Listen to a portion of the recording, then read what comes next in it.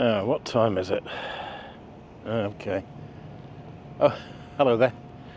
Thanks for joining me. Today we've come over to Birkenhead, to Woodside.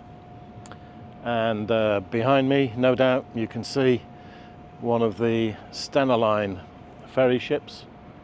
And beyond that, hopefully you might be able to pick out the Liverpool buildings and Liverpool waterfront. I've just come down here today for a stroll. I do have a destination in mind, but I want to talk to you a little bit more about YouTube and the way it affects me as a photographer. Not always in a good way.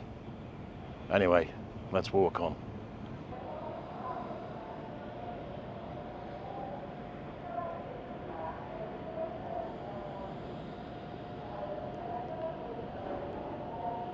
So why was I worried about the time earlier on? I guess in many ways it's the whole point of me putting together this video for you. And it's because I've come down to Morpeth Dock, which I'll show you in a moment or two, which at one time would have been berthed with ships loading and unloading, but it's now no longer used.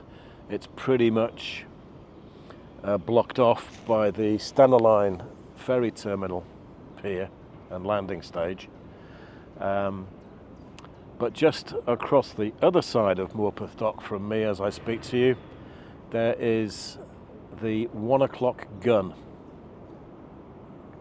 And its purpose was to accurately tell people, mainly mariners, when it was precisely 1 p.m. every day going by Greenwich Mean Time. And it was installed because initially the time signal was up on top of Bidston Hill, which is somewhere behind me, and Bidston Hill had the observatory, and they were the people responsible for accurate timekeeping on behalf of what later became Mersey Docks and Harbour Board. And initially the time signal was a falling ball on the top of the observatory, which might sound great, and in theory I suppose it worked, but on misty or foggy days, particularly in the late 19th and early 20th century, the fog and the smoke from the shipping would have obscured the view on many occasions. So the falling ball was replaced, and it was replaced with a cannon. And the cannon was electrically triggered from the observatory, and somebody at the observatory had the responsibility at 1 second before 1 p.m. every day to flick the switch, which would then trigger the cannon. And it was the sound as well as the flash from the muzzle that alerted the mariners and the citizens of Liverpool that it was 1 o'clock. 1 o'clock Greenwich Mean Time. And for those of you sailors, mariners, which I most certainly am not, being able to accurately set Greenwich Mean Time on your timepiece, a chronometer, is essential for accurate charts and working out where you are in the world.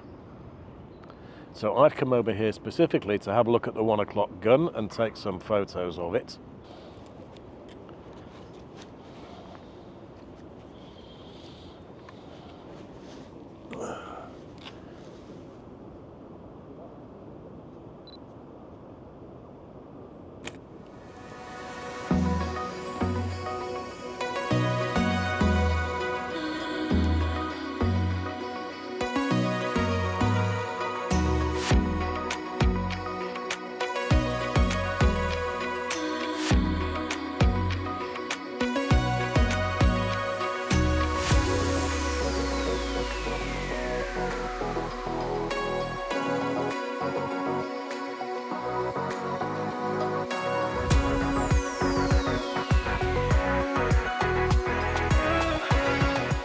So why is it a bad idea for me to do YouTube videos?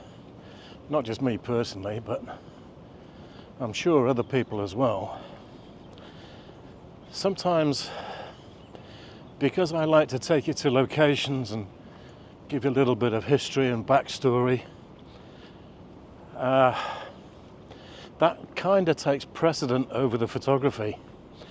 Now, it's always been an aim of mine to include history and photography. Hopefully, a lot of you like that idea. But what I mean is that sometimes I come out with the idea of the video and the video takes precedence over the stills. And I'm sure that at least some other YouTubers would agree that from time to time doing the video makes our photography suffer. Let me know in the comments what you think. Has that ever happened to you? It's a glorious late September day and I've just come round Morpeth Dock, and with a bit of luck the 1 o'clock cannon is just down the way.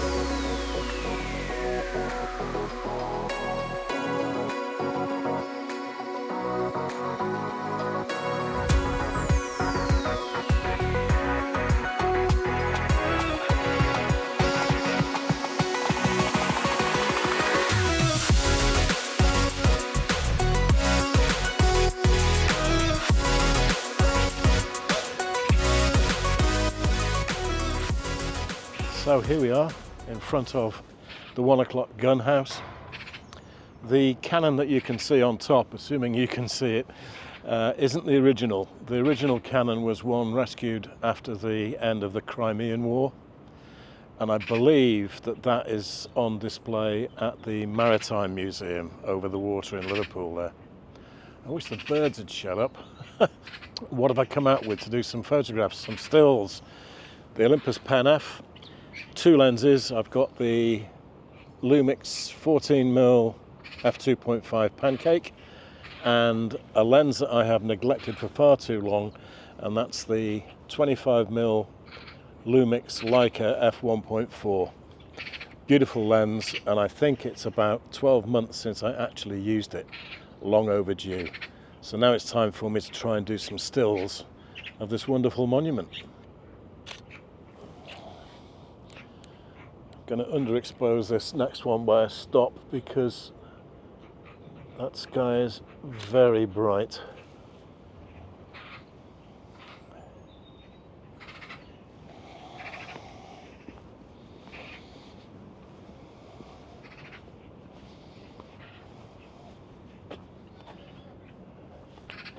Now sadly there's a flipping drinks can down here on the floor. I'm going to leave it in place and clone it out in post rather than actually physically move it.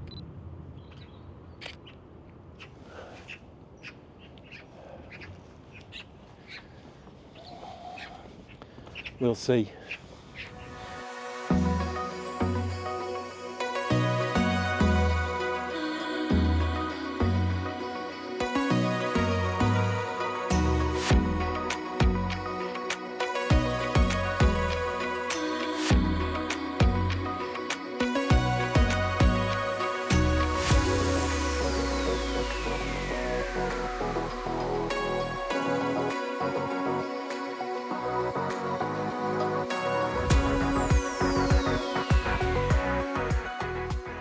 Tell you one thing I have noticed, and I am going to have to cure it.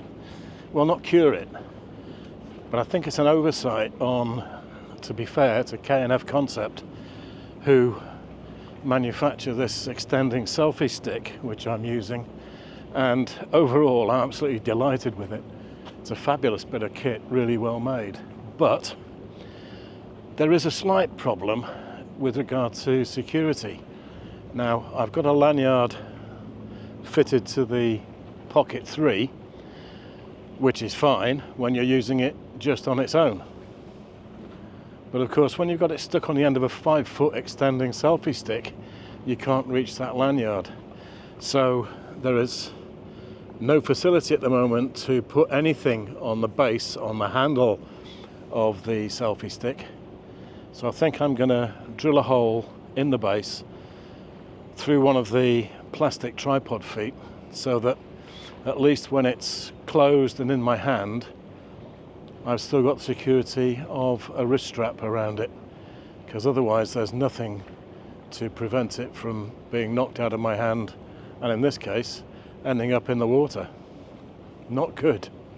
So assuming it works out and doesn't look too Heath Robinson, I'll put a couple of stills up with this video just to illustrate what I've done or what I'm hoping to do. Can't really call it a fault on behalf of K&F Concept, but it's just something that's going to give me a bit of peace of mind. I'm just going to show you the Liverpool waterfront from over here now. The jetty in the foreground is the landing stage for the Stena Line ferries, and beyond it, of course, you've got the wonderful Liverpool waterfront extending over to the Anglican Cathedral. A couple of interesting murals down here. We have this one in honour of Dame Glenda Jackson with her 2 Oscars, and just down the way we have one of Paul O'Grady with his alter ego Lily Savage.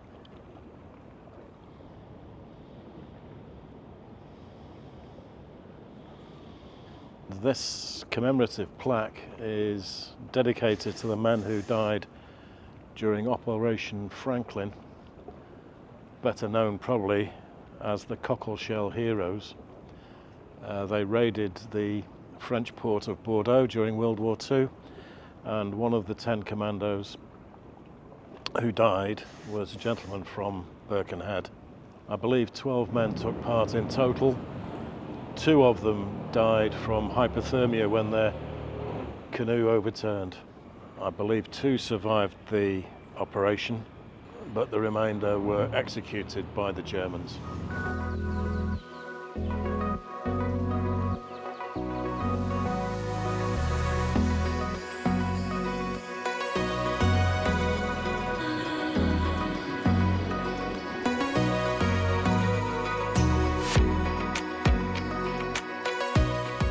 We've made our way back to Woodside, and as you may guess, this abandoned buoy E7 is perfect subject matter for me. So I'm going to take some stills of this, and I think there's another one a little bit further on in this disused dock area.